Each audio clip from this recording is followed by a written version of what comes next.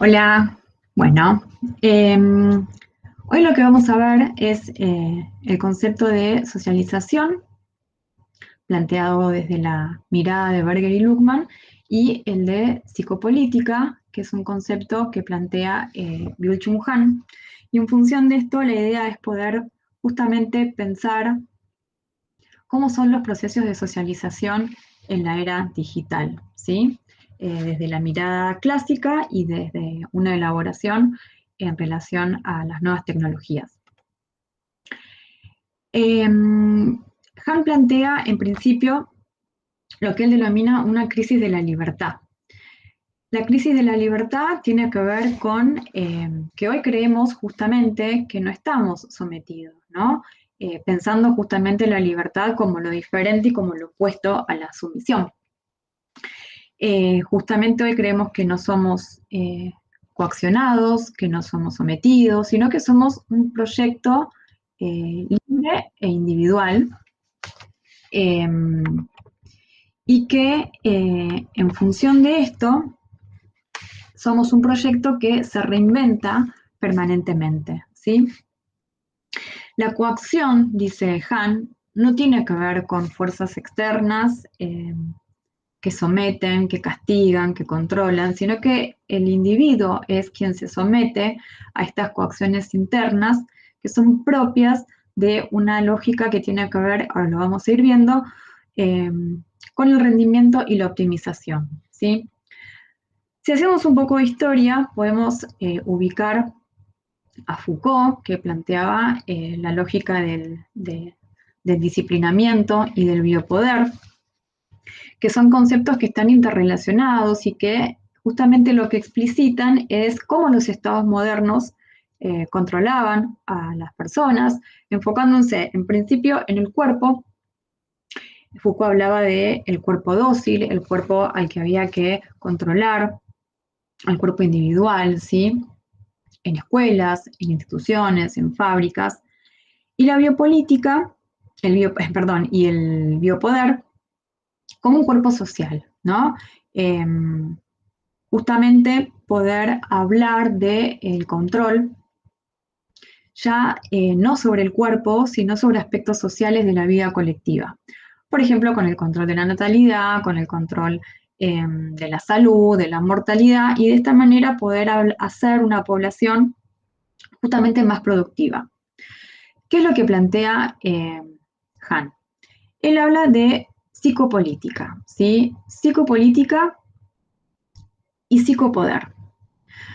La psicopolítica la plantea como un sistema de dominación que justamente no necesita usar el poder opresor, la coacción, ¿no? Que hablábamos recién, de los cuerpos dóciles, de este tipo de control, sino que utiliza el poder seductor e inteligente, ¿sí? Consiguiendo de esta manera que las personas se sometan a sí mismas al entramado de lo que es la dominación. Ya no se trata de una fuerza externa, ya no se trata de la coacción externa, ¿sí? Por eso es interesante cómo lo plantea en términos de seducción e inteligencia. Acá de lo que se trata es de que la fuerza productiva, justamente, ya no es el cuerpo, no son objetos tangibles, sino que tiene que ver con la información y los programas. Acá de lo que se trata, dice Han, es de el control de la mente y de la psiquis de las personas. Acá de lo que se trata es de la optimización mental, ¿sí? Entonces, justamente, como decíamos recién, se trata de un poder inteligente, seductor, es sutil este poder, ¿sí? No es violento, podríamos pensarlo. Pensemos en el Big Data y en los algoritmos, que justamente están diseñados para predecir, moldear y dirigir incluso los comportamientos. Estamos hablando de nuevas técnicas de poder, ¿sí? Que se dan a través del acceso al psiquismo de los individuos, convirtiéndolo al individuo justamente en la mayor fuerza de producción, ¿sí? Acá lo interesante de pensar también es que justamente el individuo no es consciente. de este sometimiento. El individuo, como decíamos antes, se cree libre y colabora, ¿no? Esto es lo más interesante. ¿Cómo colabora? Bueno, entregando datos voluntariamente que justamente son utilizados luego para el control y la vigilancia. Pensemos en la exposición en las redes sociales, compartir datos, hacer clic cuando aceptamos cookies, subir fotos, venderse a uno mismo, ¿no? Utilizar las redes sociales como lugares donde poder explotarse y potenciar y generar espacios donde, bueno, se pueda vender lo que uno sabe hacer. De lo que se trata, en definitiva, es de un control a través de la libertad. ¿Sí? Acá es un control psicológico, es desde lo afectivo y es inconsciente, ¿no? Acá se habla de gestionar emociones y mentes. Han plantea que todo esto se da en la dinámica de una sociedad que él llama sociedad de la transparencia, ¿sí? Es decir, donde todo se ve, todo se muestra, bajo esta lógica del expresate, mostrate, compartilo, ¿no? Que los demás te vean. Y cuanto más compartimos, justamente, más predecibles y manipulables nos volvemos, ¿sí? Cuanta más información brindamos, más se sabe de nosotros y es a partir de esa información que estamos generando que se genera el control. En este punto, la vigilancia no es externa, ¿sí? Es interiorizada. También está esta lógica de los mandatos positivos, ¿no? Esto del vos podés, tenés que dar lo mejor de vos, maximizate, reinventate, dar tu mejor versión, vende tu producto, qué hacer para que tu producto, o sea, vos, seas vendible, se pueda visibilizar más, ¿no? Toda esta lógica de estos mandatos positivos, justamente pensándolo también como lo plantea Han desde una sociedad del rendimiento, ¿no? Donde hay que hacer, hay que producir y uno mismo es el producto que luego se vende, es un proyecto que siempre se puede mejorar, ¿no? Entonces, este desfasaje, esta necesidad que se instala de pensarse que cada vez podemos ser mejores y que cada vez podemos maximizarnos y llegar a ser justamente, bueno, los mejores, genera este desfasaje, genera frustración, genera agotamiento, ¿no? No llegar a eso que se nos pide. Pero en definitiva de lo que se trata es de el posicionamiento individual, ¿no? La autoexplotación, dice Han, del individuo. La socialización está planteada en estos términos de posicionamiento individual, donde el valor social de los individuos justamente se da a través de las reacciones, los likes, los me gusta, los retweets, la visibilidad que alcanzamos, las métricas a las que podemos acceder de cuánta gente visitó nuestro perfil, nuestra página, nuestro producto, en definitiva, nosotros mismos, ¿sí? Bien, Augusto Salvato, que es un politólogo argentino y especialista en tecnología, habla de la sociedad algorítmica, ¿no? La sociedad algorítmica es justamente es una vida social profundamente influenciada y estructurada por los algoritmos, ¿no? Creando, en definitiva, comunidades cerradas, en donde se reafirman una y otra vez lo que somos, quiénes somos, qué pensamos. ¿Por qué? Porque los algoritmos están diseñados para que las cosas que nos aparezcan y los intereses que nos sugieran tengan que ver con intereses que se sabe, que el algoritmo sabe que tenemos, porque ya hemos dado esa información. Entonces quedamos atrapados en estas comunidades cerradas, donde además es muy difícil tolerar, en tanto estamos cada vez más encerrados en esta dinámica, aquel que piensa diferente al otro, ¿no? Hasta puede llegar a ser una figura que genera cierto temor. La socialización en este punto está moldeada por algoritmos, plataformas digitales, redes sociales. Pensemos en TikTok con la validación algorítmica, Instagram con la autoexplotación de la imagen, el chat GPT como un gran otro simbólico de estos tiempos. Pensemos que el chat GPT, acorde a las últimas investigaciones que se han hecho a nivel mundial, es el uso que se le da prioritario es de acompañante emocional, ¿no? Entonces, eh, claro que es un otro simbólico a tener en cuenta, ¿no? Para pensar estos nuevos modos de vincularse.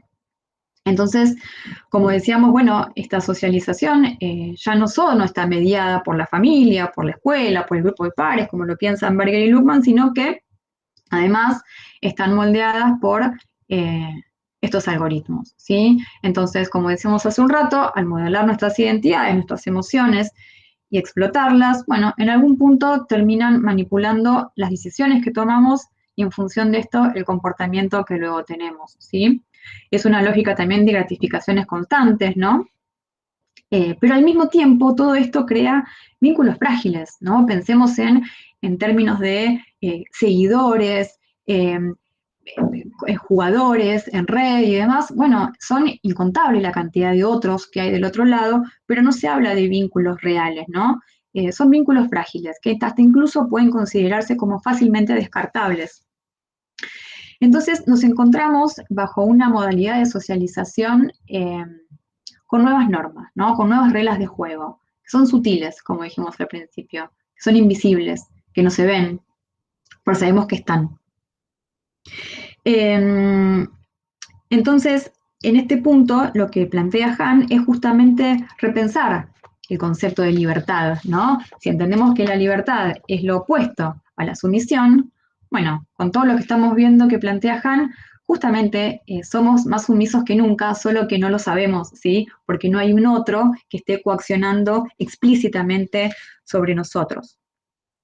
Entonces, dijimos que los individuos están atrapados, ¿no? Estamos atrapados en esta dinámica de manera inconsciente. La vigilancia en este punto está interiorizada porque el poder no se ejerce desde afuera. Se moldean las mentes con las gratificaciones, con los likes, con lo que se llama dopamina, ¿no? La dopamina digital, que es esta cuestión que genera placer permanentemente. En la búsqueda misma de cosas, ¿no? Con los mecanismos de recompensa variable intermitente, que es, bueno, en algún momento va a venir algo bueno, en algún momento voy a ganar, en algún momento me van a ver, en algún momento me van a comprar, ¿no? Eh, Paralelamente, un flujo inagotable, incesante de información, de notificaciones, de estímulos que aturden, ¿no? Por momentos nublan el pensamiento crítico, se dispersa y se neutraliza, digamos, el pensamiento crítico. Nos encontramos ante subjetividades que están fragmentadas, ¿no? Incapaces de poder sostener profundidad o continuidad. Nos encontramos, todo esto a nivel clínico, ¿no? Nos encontramos con grandes problemas para sostener la concentración, una atención absolutamente fragmentada, las emociones estalladas, ¿no? Con este exceso de positividad, como decíamos antes, y esta presión a sentirse bien. Eh, bueno, justamente si el sujeto fracasa, se siente culpable, ¿no? Y esto es lo que yo les decía hace un rato, se ve en sintomatología depresión, ansiedad, frustración, burnout y toda esta sintomatología tan compleja y tan silenciosa también. Pero bueno, al mismo tiempo, como decíamos, es un sistema que gratifica, ¿no? De manera engañosa, pero gratifica. Entonces, bueno, ¿cómo hacemos para poder resistir a un poder que no coacciona, ¿no? Que no oprime, uno no se siente oprimido, ¿no? Es complejo. Si retomamos a Berger y Luhmann, es interesante, estas son preguntas que se me fueron generando a mí y los invito a ustedes a poder generar más preguntas y repensar todas estas cosas. Bueno, bajo esta dinámica, ¿no? Bajo estas nuevas leyes de socialización y estos nuevos modos de vinculación, ¿Cómo pensamos los tiempos, ¿no? En los procesos de socialización? Ahora lo vamos a desglosar bien, ¿no? Con la socialización primaria y la secundaria, pero teniendo en cuenta que son procesos significativos, que son procesos que requieren tiempos, bueno, en estos tiempos de inmediatez también, ¿no? De que todo es ya, de que todo es una reacción, de que todo es una respuesta. Bueno, ¿cómo se juegan estos tiempos necesarios de la socialización? ¿Qué lugar ocupan estos otros no tan significativos que dice Berger y Luckmann, ¿no? Teniendo en cuenta que hoy justamente los otros no tan significativos son muchísimos, ¿no? Pensemos en todos los interlocutores que hay bajo distintos nombres, ¿no? Los streamers, los gamers, los influencers, todo aquel que, los seguidores, ¿no? Bueno, ¿cuántos otros hay que incluso no conocemos, ¿no? No conocemos y opinan y sugieren y ponen palabra a todo el material que uno sube, que uno comparte. Bueno, ¿qué lugar ocupan? Eh, ¿Qué tipo de socialización es posible justamente en esta era digital cuando la realidad subjetiva, justamente, se distancia tanto de las realidades objetivas que vemos en las redes sociales, sobre todo, ¿no? Con ideales de belleza elevadísimos, con estándares sociales y familiares eh, difíciles de alcanzar. Eh, Pensemos en la lógica de los influencers que plantean y que proponen cómo ser exitoso, cómo ser millonario, cómo ser famoso en un abrir y cerrar de ojos, ¿no? Entonces, todo esto, este desfasaje, como yo les decía hace un rato, bueno, es para pensar, ¿no? Cómo se organizan estos nuevos modos de socialización con estos desfasajes que además son constantes, ¿no? Porque los desfasajes siempre existieron entre lo que uno veía y lo que uno tenía. El punto es que acá es un flujo incesante de información sobre esto. Entonces, en algún punto, esto genera mucho coro, ¿no? Mucho ruido para poder justamente distinguir la realidad subjetiva y la realidad objetiva. Luego también pensar en qué tipo de subjetividades estamos en esta era digital, ¿no? ¿Cómo se arman estos yo en esta nueva era? Entonces, para esto vamos a tomar en principio el concepto de internalización que plantean Berger y Luckmann, ¿no? Clásicamente lo plantean como esto de incorporar la realidad objetiva, lo social, con sus significados, sus normas, sus valores, convirtiéndolos en la realidad subjetiva mediante la socialización. Ok, ese es el concepto clásico, al que tenemos que agregarle una nueva manera, ¿no? Que en la era digital también se da la interiorización invisible desde las lógicas algorítmicas, ¿sí? Hoy no podemos pensar que lo que sucede a nuestro alrededor y la realidad de lo social no se internaliza también mediante estas nuevas formas algorítmicas.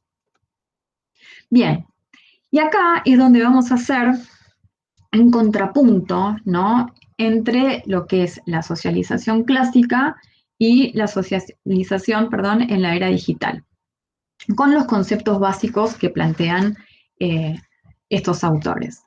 Entonces, si pensamos a la socialización, como lo plantea Berger y Luckmann, en términos de la internalización de normas, valores, lo social que se vuelve, que se convierte en algo subjetivo, en algo propio, en nuestra realidad.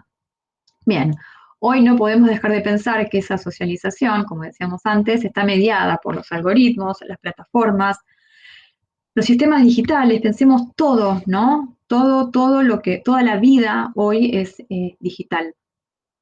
Y esto modela y moldea los deseos, las emociones y todo lo que nos hace seres sociales, ¿no?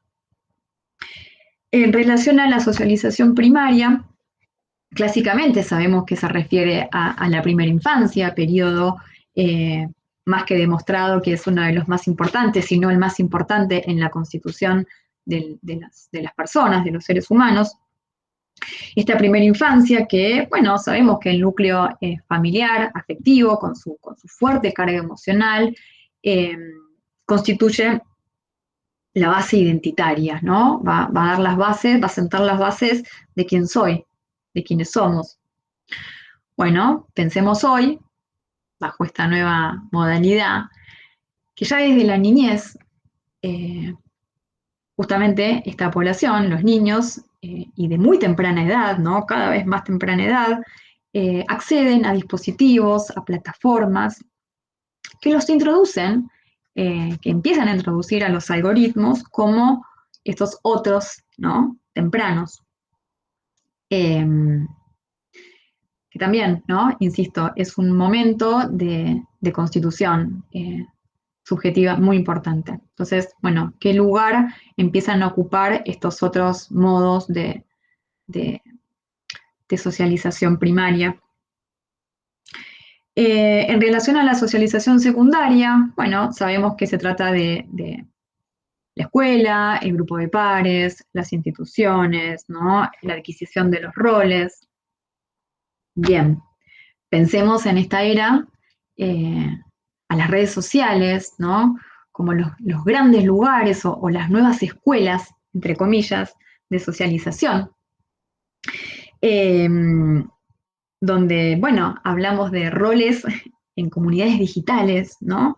El aprendizaje de estos roles digitales, como justamente esto que decíamos hace un rato, ser influencer, ser gamer y posicionarse desde ahí, y que este posicionamiento tenga que ver con cuánta gente me sigue, que ni siquiera es contemplada como gente, ¿no? Son seguidores, son alguien otro que me sigue o alguien a quien yo sigo.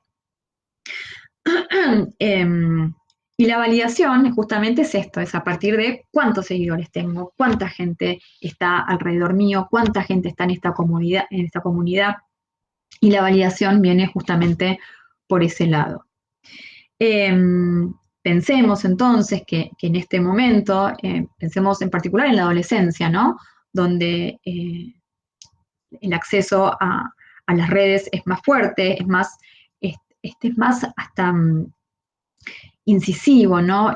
Tiene un condicionamiento mucho más fuerte en la adolescencia, porque justamente son subjetividades y es una población altamente vulnerable, altamente influenciable, ¿no? Son etapas decisivas del desarrollo, tanto la primaria, la socialización primaria como la secundaria, estamos hablando de etapas del desarrollo que son muy importantes y como les decía recién, son decisivas para el yo y para el individuo que se va a formar. En relación a los otros significativos, que clásicamente pensamos a, a los padres, a los amigos, a los docentes. Bueno, esta mirada humana, ¿no? Este otro que nos mira, que confirma quiénes somos, ¿no? Que nos dicen quiénes somos. Bueno, lo mismo, ¿no? Pensémoslo en términos de la era digital, en donde quiénes son estos otros que nos miran, quiénes son estos otros que opinan, quiénes son estos otros que incluso pueden llegar a ser muy agresivos, muy descalificativos en relación a comentarios o a ser expulsados de una comunidad digital, o al utilizarse de manera desde la malicia, ¿no? La información que otra persona ha brindado. Bueno, ¿qué sucede con todos estos otros? Hoy hay una diversificación justamente de estos otros significativos. Se hablaría en términos de una multitud digital, ¿no? Esto que yo les decía hace un rato, que Berger y Luckman plantean como el coro que está de fondo. Bueno, ¿qué peso, pensémoslo, qué peso puede empezar a adquirir o puede adquirir todo este coro eh, que está ahí, ¿no? Y del cual el individuo está muy pendiente porque justamente la validación viene de ese lado, incluso de gente que no conocemos. Eh, es un otro algorítmico. Y la validación además es inmediata, ¿no? Esto que todo es ya, todo es ahora. En cuanto a la identidad, pensándolo desde Berger y Luckmann, bueno, justamente la construcción es social, sabemos que es dinámica, que es en movimiento, que tiene que ver con la mirada que este otro nos da, con las palabras que se nos dicen, con la mirada incluso cara a cara, ¿no? El diálogo, ¿no? El yo en algún punto se constituye con las miradas y con las palabras, ¿no? Cómo somos nombrados, cómo nos nombran los otros, eso nos hace armar nuestra propia identidad y entonces yo soy esto, yo soy esto que los otros me dicen que soy. Bueno, pensémoslo, volvemos a lo mismo, en cómo se arma esta identidad en el ámbito digital, donde, como dijimos al principio, somos un proyecto que puede ser mejorado, que puede ser explotado, que puede ser vendido, es un branding personal, ¿sí?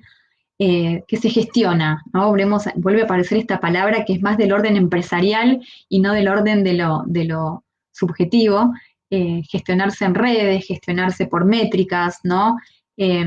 Los likes, los seguidores, en números, ¿no? La identidad en este punto se basa en estas métricas.